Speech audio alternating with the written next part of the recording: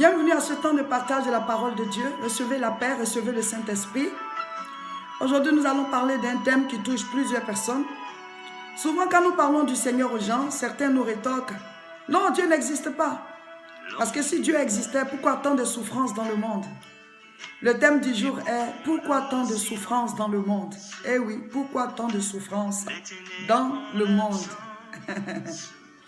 Alors, Matthieu chapitre 6, verset 9. Jésus nous apprend à prier et il dit, quand vous priez, dites, notre Père qui est aux cieux, que ton nom soit sanctifié, que ton règne vienne, que ta volonté soit faite sur la terre comme au ciel. Alléluia, je m'arrête là. Alors, à travers cette prière, la dernière phrase dit, que ta volonté soit faite sur la terre comme au ciel. Alors, ceci veut dire quoi? Que toute cette souffrance, tout ce que nous vivons, tous les problèmes, les maladies, la mort, la haine, la trahison, les meurtres, les viols, les catastrophes, tout ceci n'est pas la volonté de Dieu. Oui, ce n'est pas la volonté de Dieu pour l'homme. Ce n'est pas la volonté de Dieu pour la terre.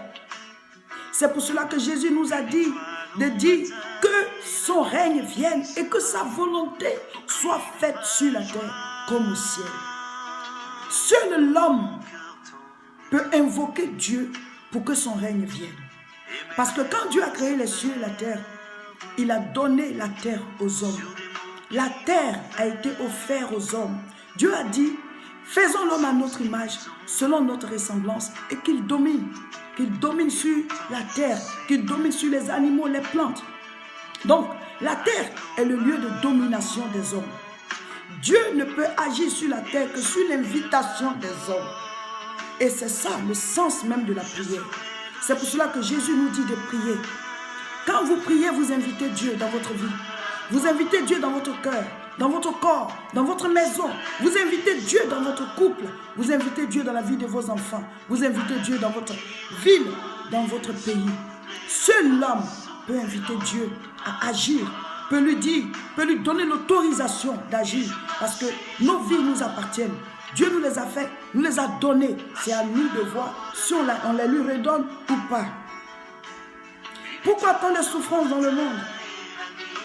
Genèse chapitre 1, la Bible dit, au commencement, Dieu créa les cieux et la terre. La terre était informe et vide. Il y avait des ténèbres au-dessus de l'abîme, vous voyez? Mais l'Esprit de Dieu se mouvait au-dessus des eaux. Et Dieu a dit au verset 3, que la lumière soit. Et la Bible dit, et la lumière fut. Mais quand on continue de lire au verset 16, la Bible dit, Dieu a créé les luminaires. Le grand luminaire qui est le soleil pour présider au jour et le plus petit qui est la lune pour présider à la nuit. Il a créé les étoiles et tout le reste. Mais au verset 3, quand on dit que la lumière soit, de quelle lumière s'agissait-il? Donc, de quelle lumière il s'agissait? Puisque Dieu a créé les luminaires plus tard. Jean chapitre 8, verset 12, Jésus dit, je suis la lumière du monde. Je suis la lumière du monde. Si quelqu'un me suit, il ne marchera pas dans les ténèbres, mais il aura la lumière de la vie. Bien-aimés frères, ma soeur, à vous tous qui suivez cette vidéo, sachez qu'il y a la lumière et puis il y a la lumière de la vie. Ça fait deux choses différentes. La lumière physique nous éclaire. Le soleil nous éclaire le jour et la lune nous éclaire la nuit. Et nous avons aussi nos lampadaires, nous avons nos ampoules. Mais il y a ce qu'on appelle la lumière de la vie pour éclairer ta vie. Il te faut cette lumière afin que tu puisses trouver ton chemin, afin que tu puisses trouver ta destinée. Il te faut cette lumière pour que tu sois équilibré. Parce que cette lumière symbolise la présence de Dieu. Cette lumière, c'est qui? C'est Jésus-Christ. C'est Jésus-Christ. À travers lui, Dieu a payé pour la rançon. Dieu a payé la rançon pour notre salut. Et il dit, je me tiens à la porte et je frappe. Si quelqu'un entend ma voix, qu'il l'ouvre, j'entrerai chez lui. Je souperai avec lui et il soupera avec moi. Jésus veut entrer dans votre vie. Il est la lumière. Alors quand nous recevons cette lumière commence à éclairer notre vie. La mort s'en va. La souffrance s'en va. La peur, le désespoir, les trahisons, tout ceci. Parce que quand il y a les ténèbres couvrent le mal.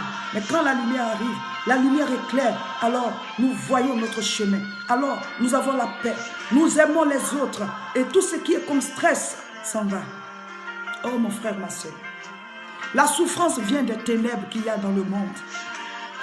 La souffrance vient des ténèbres et la souffrance vient de nos cœurs, de toute la méchanceté que nous avons envers les autres, de tout ce qui a comme haine que nous ressentons. Et c'est ce qui nous amène à poser de mauvais actes les uns contre les autres. C'est de là que vient la souffrance dans le monde. Ça ne vient pas de Dieu. Mais quand un cœur reçoit Dieu, il reçoit l'amour. Alors, il commence à s'aimer et il peut aimer l'autre. Ouvrez vos cœurs à Jésus-Christ. Je suis Madame Seka Olga, pasteur à l'église évangélique La Moisson de France. Rejoignez-nous tous les dimanches à Tourcoing. L'adresse est 48 rue Saint-Omer, 59 200. Vous pouvez nous appeler au 0033 7 51 51 25 16. Le samedi 17 mars, nous serons à Paris pour une grande croisade de prière à partir de 14h30. L'adresse est 29 rue Sadi Carnot, 93 300. Tous à Aubervilliers et tous les dimanches à 10h30, rejoignez-nous à Tourcoing pour des cultes merveilleux.